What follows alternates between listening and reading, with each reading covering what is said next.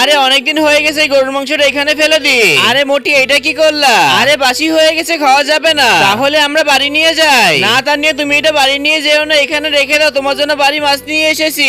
আরে এই তো আমার বড় ভাই বাড়ি চলে যাচ্ছে।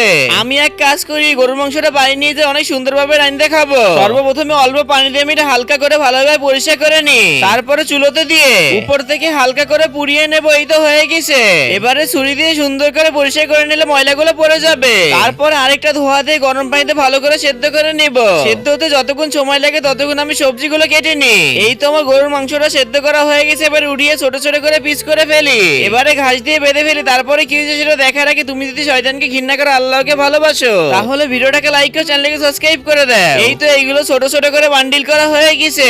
এবারে কিছু তরকারি দিয়ে মশলা দিয়ে গরুর গোশতগুলো দিয়ে দিলাম। এবারে ঘরে যত ধরনের মশলা দিলে সবকটা মশলা দেওয়া হয়ে গেলে ভালোভাবে রান্না করে নেব।